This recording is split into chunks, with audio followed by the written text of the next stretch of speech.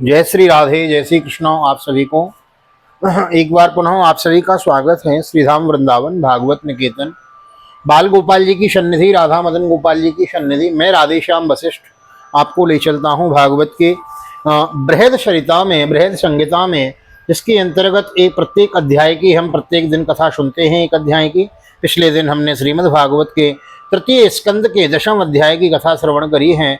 आज हम 11वें अध्याय में प्रवेश करेंगे। तो आइए, नए आए हैं तो चैनल को सब्सक्राइब कर लें और वीडियो को लाइक और शेयर कर दें। आपका ज़्यादा समय न लेते हुए करते हैं, आज की कथा में प्रवेश करते हैं। सर्वप्रथम गोविंद के नाम का संकीर्तन करेंगे। वही कीर्तन में बिल्कुल जो मतलब क्या कहते हैं उसको, जेन्युइन जो है भागवत, श्रीमद् भागवत, वही लेके चला हुआ हूँ यथा रूप। इसमें न कुछ हम प्लस कर रहे हैं, न कुछ इससे घटा रहे हैं, न कुछ इसमें बढ़ा रहे हैं। नो प्लस नो माइनस, जैसा है वैसा आपके सामने प्रस्तुत करने का प्रयास कर रहे हैं। हृदय में एक बार कामना थी कि श्रीमद् भागवत का मूल पाठ रिकॉर्ड करेंगे और रिकॉर्ड करके उसको सोशलाइज करेंगे। जब कभी मन किया करेगा कि श्रीमद् भागवत के फलाने अध्याय की कथा श्रवण करनी है, तभी खोल के सुन लिया करेंगे। स्वांतः सुखाय अपने लिए करने की कामना थी। भगवान ने ऐसी कृपा करी कि देखो मूल पाठ तो चल ही रहा है और उसके साथ साथ प्रत्येक श्लोक के, प्रत्येक अर्धाली के अक्षरांश के अर्थ का हम श्रवण कर रहे हैं। यह बड़े सौभाग्य की बात है। साप्ताहिक कथाओं में हम कथाएं तो श्रवण कर लेते हैं, लेकिन ये जो मूल बातें हैं ना, मूल रहस्य छूट जाते हैं। यहाँ हम 18,000 श्लोकों का अनुष्ठान, दिव्य अनुष्ठान लेकर चले हुए हैं। आप सब इसके सहभागी हैं, इसलिए आप बड़भागी हैं। अधिक से अधिक शेयर कीजिए। वीडियो अच्छी लग रही है तो लाइक कर दीजिए, कमेंट में राधे कृष्ण लिख दीजिए, थोड़ा हृदय को अच्छा लगता है। इसी प्रकार अधिक से अधिक लोगों को जोड़िए। आइए, आपका ज्यादा समय न लेते हुए चलते हैं आज की पावन कथा में। सर्वप्रथम गोविंद के नाम का कीर्तन। श्री कृष्ण गोविंद हरे मुरारी, हे नाथ नारायण वासुदेव। श्री कृष्ण गोविंद हरे मुरारी, हे नाथ नारायण वासुदेव। हे नाथ नारायण वासुदेव, हे नाथ नारायण वासुदेव। श्री कृष्ण गोविंद हरे मुरारी, हे नाथ नारायण वासुदेव। नारायणं नमस्कृत्यं नरं चैव नरोत्तमं, देवीं सरस्वतीं व्यासं ततो जयमुदीरयेत्। कृष्णाय वासुदेवाय हरये परमात्मने प्रणतः क्लेशनाशाय गोविन्दाय नमो नमः। ओम नमो भगवते वासुदेवाय। श्रीमद्भागवत महापुराणम् तृतीय स्कंदः अथ 11वाध्यायः। मैत्रेय उवाच चरमः शतवशेषीणाम् अनेकेनो संयुतः सदा। ओम परमाणुष विज्ञेयो नामेक्यो भ्रमो यतः। श्री मैत्रेय जी कहते हैं, विदुर जी, पृथ्वी आदि कार्य वर्ग का जो सूक्ष्मतम अंश है, जिसका और विभाग नहीं हो सकता तथा जो कार्य रूप को प्राप्त नहीं हुआ है और जिसका अन्य परमाणुओं के साथ संयोग भी नहीं हुआ है, उसे परमाणु कहते हैं। इन अनेक परमाणुओं के परस्पर मिलने से ही मनुष्यों को भ्रमवश उनके समुदाय रूप एक अवयवी की प्रतीति होती है। सतएव पदार्थस्य स्वरूपावस्थितस्य यत् केवल्यम परम महान विशेषो निरंतर।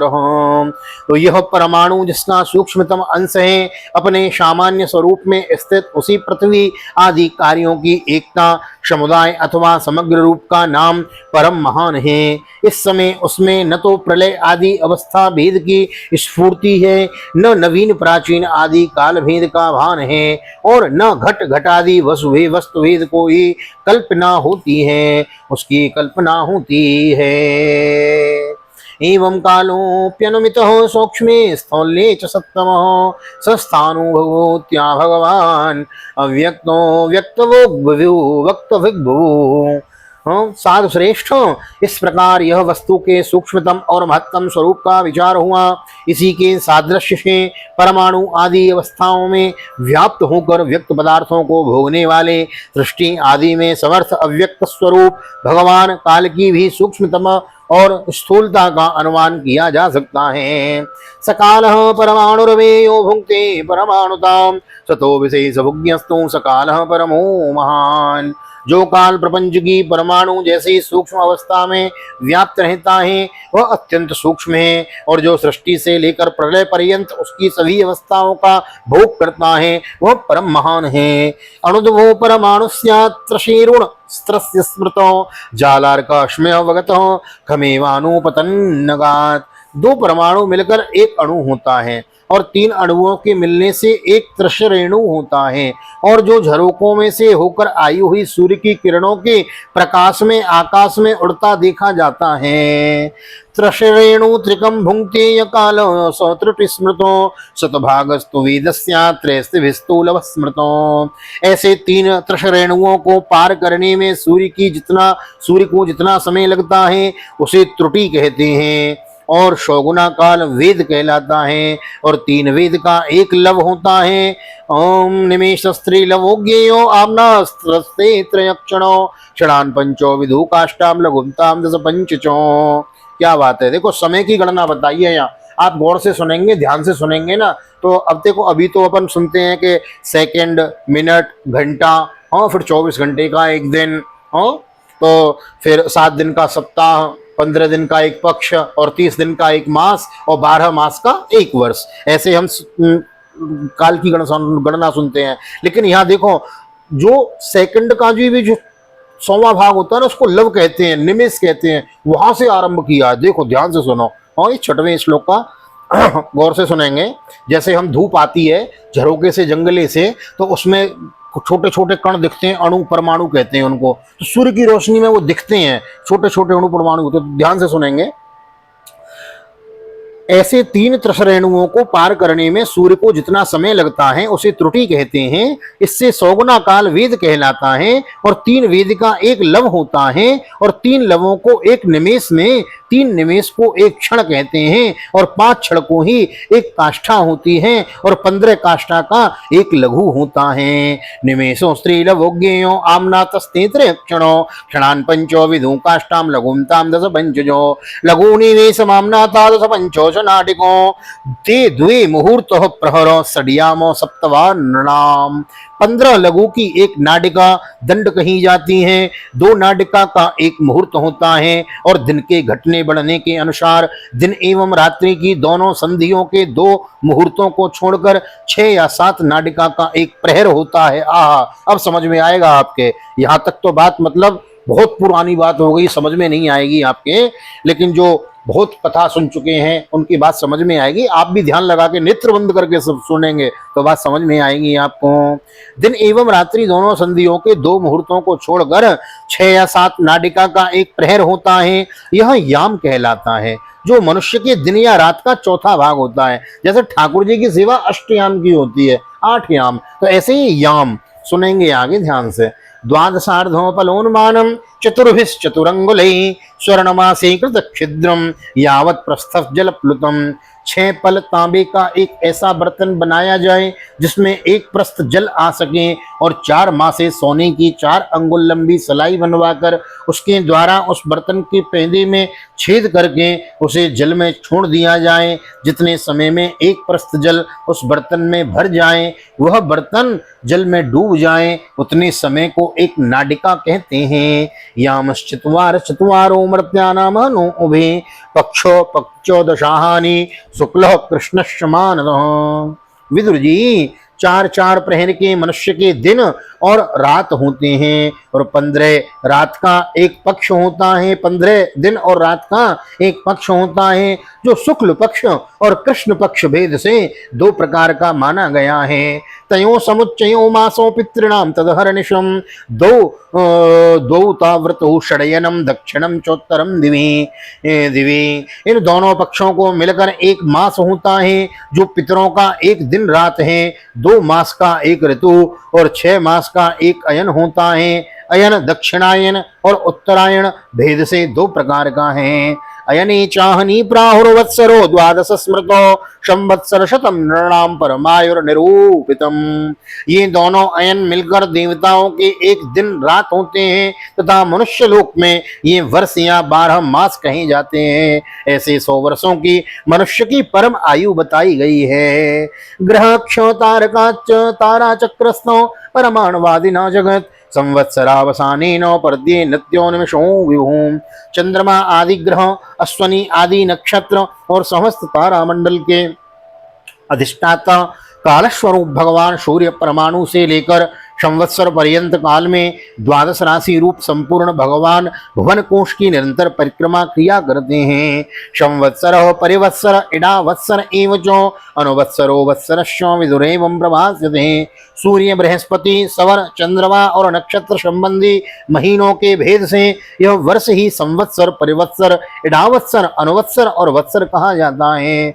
यस्रज्य शक्ति मुरदोक्ष वसयन स्वशक्त्या पुंसो भ्रमाय दिविधावति भूत भेदो कालाक्षया गुणमयं क्रतुभिर्वितन्वं तस्मै बलिं हरत वत्सर पंचकायो।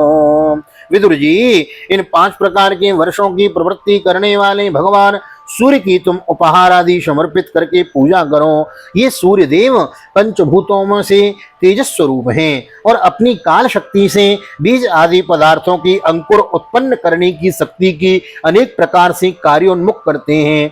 ये पुरुषों की मोह निवृत्ति के लिए उनकी आयु का क्षय करते हैं, आकाश में विचरते रहते हैं तथा ये ही सकाम पुरुषों को यज्ञ आदि कर्मों से प्राप्त होने वाले स्वर्ग आदि मंगलमय फलों का विस्तार करते हैं। बोलो यज्ञ भगवान की जय। विदुर उवाच पितृदेवो मनुष्याणाम आयु परमिदं स्मृतं परेशां गतिमाचक्षो ये स्यु कल्पात् बहिर्विदो। विदुर जी ने कहा, मुनिवर, आपने देवता, पितर और मनुष्यों की परम आयु का वर्णन तो किया। अब जो सनकादि ज्ञानी मुनिजन त्रिलोकी से बाहर कल्प से भी अधिक काल तक रहने वाले हैं, उनकी भी आयु का वर्णन कीजिए। भगवान वेद कालस्यो गतिम भगवतो ननु विश्वम विचक्षते धीरा योगाराध्येन चक्षुषो। आप भगवान काल की गति भली भांति जानते हैं, क्योंकि ज्ञानी लोग अपनी योग सिद्धि दिव्य दृष्टि से सारे संसार को देख लेते हैं। मैत्रेय उवाच कृतम त्रेता द्वापरम च कलिश्चेति चतुर्युगम दिव्येर द्वादशभिर्वर्षे सावधानम निरूपितम। विदुर जी, सतयुग, त्रेता, द्वापर और कलयुग, ये 4 युग अपनी संध्या और संध्यांशों के सहित देवताओं के 12 सहस्त्र वर्ष तक रहते हैं, ऐसा बतलाया गया है। चत्वारि त्रीण द्विचैकम कृतादिषु यथाक्रमम संख्यातानि सहस्त्राणि दुगुणानि शतानि च। इन सत्यादि 4 युगों में क्रमशः 4, 3, 2 और 1 सहस्त्र दिव्य वर्ष होते हैं और प्रत्येक में जितने सहस्त्र वर्ष होते हैं उससे दुगने 100 वर्ष उनकी संध्या और संध्यांशों में होते हैं। संध्यांशयोरंतरेणो यो कालो सतसंख्ययो तमेवाहुर्युगम तज्ज्ञा यत्र धर्मो विधीयते। युग की आदि में संध्या होती है और अंत में संध्यांश। इनकी वर्ष गणना सैकड़ों की संख्या में बतलाई गई है। इनके बीच का जो काल होता है उसी को कालवेत्ताओं ने युग कहा है। प्रत्येक युग में एक एक विशेष धर्म का विधान पाया जाता है। धर्मश्चतुष्पान् मनुजान कृतेशमनुवर्तते स एवान्येषु धर्मेण व्येति पादेन वर्धता। सत्ययुग के मनुष्यों में धर्म अपने 4 चरणों से रहता है, फिर अन्य युगों में अधर्म की वृद्धि होने से उसका एक एक चरण क्षीण हो जाता है। त्रिलोक्यास युग सहस्रम बहिरा ब्राह्मणो दिनम तावत्तेव निशातातो यन्मीलित विश्वश्रिको। प्यारे विदुर जी, त्रिलोकी से बाहर महरलोक से ब्रह्मलोक पर्यंत यहाँ की 1 सहस्त्र चतुर्युगी का एक दिन होता है और इतनी ही बड़ी रात्रि होती है जिसमें जगतकर्ता ब्रह्मा जी शयन करते हैं।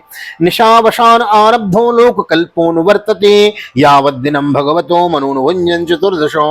उस रात्रि का अंत होने पर इस लोक का कल्प आरंभ होता है और उसका क्रम जब तक ब्रह्मा जी का दिन रहता है। देखो, एक कल्प तो बीत जाता है ना, तो ब्रह्मा जी का एक दिन और एक रात पूरी होती है। तो जय जय।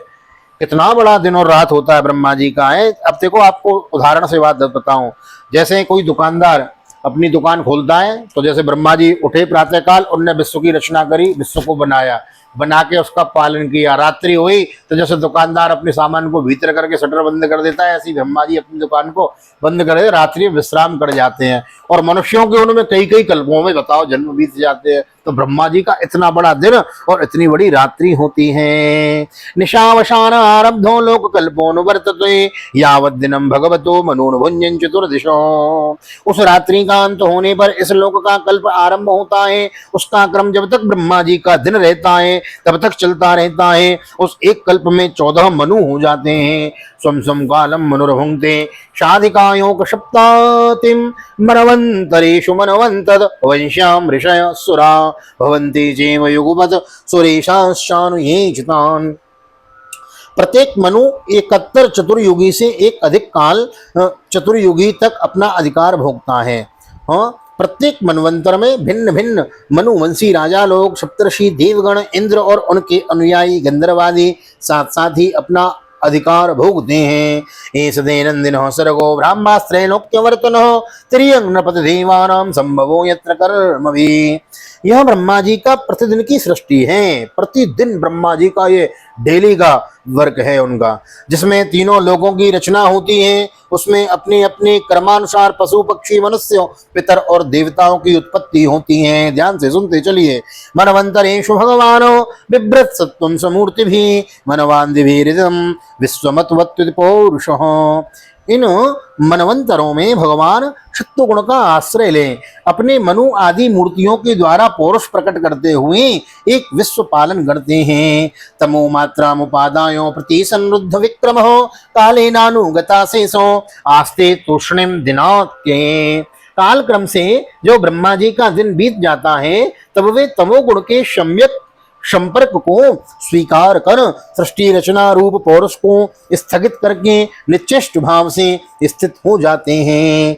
तमेवानन्य विधीयन्ते लोका भूरादयस्त्रयो निशाया मनोवृत्तायाम निर्मुक्तो शिभास्करम। उस समय सारा विश्व उन्हीं में लीन हो जाता है और जब सूर्य चंद्रमादि से रहित वह प्रलय रात्रि आती है तब वे भू भुव स्व तीनों लोग उन्हीं ब्रह्मा जी के शरीर में छिप जाते हैं। हाँ, त्रिलोक्याम दह्यमानायाम सत्या संकर्षणाग्निनो यान्त्यूष्मणामहर्लोकान् जन्म भृग्वादयोर्दिता। उस अवसर पर तीनों लोग शेष जी के मुख से निकली हुई अग्नि रूप भगवान की शक्ति से जलने लगते हैं। इसलिए उसके ताप से व्याकुल होकर भृगुवादी मुनीश्वरगण महल को महलों से जनलोक को चले जाते हैं, महर लोक से जनलोक को चले जाते हैं। तावत् त्रिभुवनं सद्यो कल्पान्ते संधवो प्लावयन्त्युत्कटाटोपो चंडवातेरितोर्मयो। इतने में सातों समुद्र प्रलय काल के प्रचंड पवन से उमड़कर अपनी उछलती हुई उत्ताल तरंगों से त्रिलोकी को डुबा देते हैं। तत्सुनामी की वीडियो देखते हैं ना आप, सुनामी कैसे आती है, समुद्र की बड़ी बड़ी ऊंची लहरें आती हैं और बड़ी बड़ी बिल्डिंगों को सबको डुबा देती है। जब प्रलय काली 7 समुद्र जब अपने ज्वार में आते हैं तो सातों समुद्र अपनी बड़ी बड़ी महाराज ऊंची ऊंची लहरों में सारे विश्व ब्रह्मांड को, सारे भूमंडल को अपने जल में, जल राशि में डुबो देती है। आप कल्पना कर सकते हैं उस समय की प्रलयंकारीन समुद्र की। उस समय महाराज ये आगे सत्य मत्स्य भगवान के द्वारा महाराज इन 4 वेदों की, धन धान्यों की और सप्तर्षियों की रक्षा होती है। आगे कथा सुनेंगे आप, बड़ी प्यारी कथा। यही तो रहस्य छूट जाते हैं साप्ताहिक कथाओं में। साप्ताहिक कथाएं तो नाचने गाने और महाराज मनोरंजन में बीत जाती हैं। आजकल तो कथाओं का रूप ही बदल गया है, केवल मनोरंजन का माध्यम रह गया है। लेकिन ये मनोरंजन का माध्यम नहीं, यह तो मनोमंथन का साधन है, यह आत्मकल्याण का साधन है। यह कथाएं छूट जाती हैं। एक बार हृदय में ऐसी कामना थी कि विस्तार से इसको करेंगे, वह देखो पूर्ण हो रहा है। हृदय बड़ा प्रसन्न है, अपार प्रसन्नता है, तो देखो विस्तार से श्रवण करें। यह हमने पहले कथा पढ़ी थी, आज उसका जो है रिवीजन हो रहा है। बोलो भागवत भगवान की जय। ये बड़ा सौभाग्य है, हमारा भी सौभाग्य है महाराज, साधारण थोड़ा ही। इतने में ही सातों समुद्र प्रलय काल के प्रचंड पवन से उमड़कर अपनी उछलती हुई उत्ताल तरंगों से त्रिलोकी को डुबो देते हैं। आप कल्पना कर सकते हैं उस समय की जब प्रलयकालीन समुद्र में त्रिलोकी डूब जाती है, हम सब सब जल में सब जलमग्न हो जाते हैं। आगे श्रवण करें। अंतः स तस्मिन् सलिलो आस्तेनन्तः सनो हरि योग निद्रा निमीलाक्षस्तु यमानो जनालये। तब उस जल के भीतर भगवान शेष साई योग निद्रा से नेत्र मूद कर शयन करते हैं। उस समय जनलोक निवासी मुनिगण उनकी स्तुति किया करते हैं। एवं विधेरहो रात्रि कालगत्योपलक्षिते अपक्षितो में वास्यापि परमायुर्वयः सतम। इस प्रकार काल की गति से एक एक सहस्त्र चतुर्युग के रूप में प्रतीत होने वाले दिन रात के हेर फेर से ब्रह्मा जी की 100 वर्ष की परम आयु भी बीती हुई सी दिखाई देती हैं। यद धर्मायुषस्तस्यो परार्धो विधीयते पूर्वो परार्धोपक्रांतो य परोद्यो प्रवर्तते। ब्रह्मा जी की आयु के आधे भाग को परार्ध कहते हैं। अब तक पहला परार्ध तो बीत चुका है, दूसरा चल रहा है। उसमें बोलते हैं ना संकल्प में ब्रह्मणो निदत्यो नि परार्धे श्वेत वाराह कल्पे पूर्वश्यादो परार्धस्यो ब्राह्मो नाम महानवोत् कल्पो यत्रा भवत ब्रह्म शब्द ब्रह्मेति यम विदो। पूर्व परार्ध के आरंभ में ब्रह्म नामक महान कल्प हुआ था, उसी में ब्रह्मा जी की उत्पत्ति हुई थी। पंडित जन इन्हें शब्द ब्रह्म कहते हैं। तस्यैव चान्ते कल्पो भूदियं पाद्यो विचक्षते यद्धरेना विसरसो आसीन लोको सरोरुहम। उसी परार्ध के अंत में जो कल्प हुआ था उसे पाद्य कल्प कहते हैं। इससे भगवान के नाभि सरोवर से सर्वलोक में कमल प्रकट हुआ था। अयम तो कथितो कल्पो द्वितीयस्यापि भारतो वाराहो यदि विख्यातो यत्रासित सोकरो हरि। विदुर जी, इस समय जो कल्प चल रहा है वह दूसरे परार्ध का आरंभ बतलाया जाता है। यह वाराह कल्प नाम से विख्यात है। इसमें भगवान ने सूकर रूप धारण किया था, इसीलिए कहते हैं वाराह कल्पे द्वैत कल्पे वाराह कल्पे जम्बूद्वीपे। संकल्प में बोलते हैं ना कालोयम द्विपरार्धाख्यो निमेषोपचर्यते यव्याकृतस्य अनन्तस्य अनार्धेर जगदात्मनः। यह 2 परार्ध का काल अव्यक्त अनंत अनादि विश्वात्मा श्री हरि का एक निमेष मात्र कहा जाता है। हाँ, भगवान का देखो कितना बड़ा काल है। कालोयम परमाणुवादी द्विपरार्धान्त ईश्वर निवेशितो प्रभुर्भुम्न ईश्वरो धाम महानिनाम।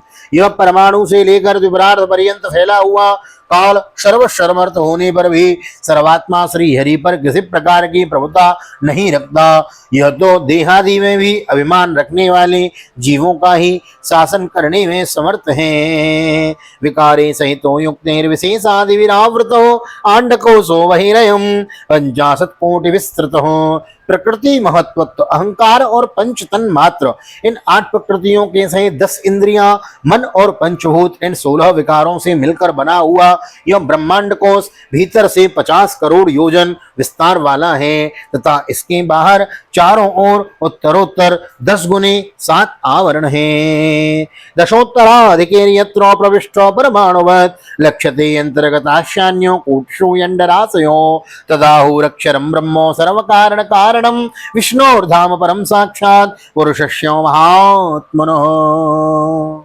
और सबके सहित यह जिसमें परमाणु के समान पड़ा हुआ दिखता है और जिसमें ऐसी करोड़ों ब्रह्मांड राशियां हैं तथा इसके बाहर चारों ओर उत्तरोत्तर 7 आवरण हैं। उन सब के सहित यह जिसमें परमाणु के समान पड़ा हुआ दिखता है और जिसमें ऐसी करोड़ों ब्रह्मांड राशियां हैं वह इन प्रधान आदि समस्त कारणों का कारण अक्षर ब्रह्म कहलाता है। और यही पुराण पुरुष परमात्मा श्री विष्णु भगवान का श्रेष्ठ धाम स्वरूप है। बोल विष्णुदेव भगवान की जय।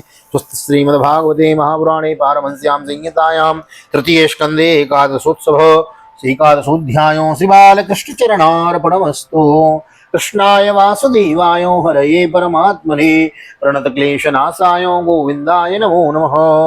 ओम हरे कृष्ण कृष्ण कृष्ण हरे हरे हरे राम राम राम हरे हरे। राधे कृष्ण कृष्ण कृष्ण राधे राधे राधे श्याम श्याम श्याम राधे राधे। बोलो भागवत भगवान की जय, राधा कृष्ण भगवान की जय, कृष्ण कन्हैया लाल की जय, श्री वेद व्यास जी महाराज की जय, श्री सुखदेव जी महाराज की जय, राजा परीक्षित जी महाराज की जय, राजा रामचंद्र भगवान की जय, श्री हनुमान जी महाराज की जय, गोवर्धन नाथ की जय, यमुने महारानी की जय, वृंदावन की बिहारी लाल की जय, गैया मैया की जय, तुलसी मैया की जय, अपने अपने माता पिता की जय, सदगुरुदेव भगवान की जय, आज के आनंद की जय, पुरुषोत्तम मास की जय, चातुर्मास महोत्सव की जय। जय जय श्री राधे, जय जय श्री राधे, जय जय श्री राधे श्याम, जय जय राधे, जय जय श्याम। आप सबको मिले वृंदावन धाम। हाँ, यहाँ तक वीडियो में बने रहने के लिए बहुत बहुत धन्यवाद। यहाँ तक वीडियो देख रहे हैं तो वीडियो को लाइक कर दीजिए, कमेंट में जय श्री राधे जय श्री कृष्ण लिख दीजिए, ज़्यादा ना लिख सकें तो राधे कृष्ण लिख दीजिए। हाँ, इससे एप्रिसिएशन मिलता है। और वीडियो को अधिक से अधिक शेयर करें, लाइक करें। और एक निवेदन, ये जो मूल पाठ श्रवण करना चाहें, जिनको मूल पाठ भागवत जी का श्रवण करना है, तो उनके लिए भी ये बड़ा इम्पोर्टेंट है। इसमें मूल पाठ भी तो संग संग में चल रहा है ना, प्रत्येक अध्याय का एक दिन हम पाठ भी श्रवण कर रहे हैं, उसका अर्थ भी श्रवण कर रहे हैं।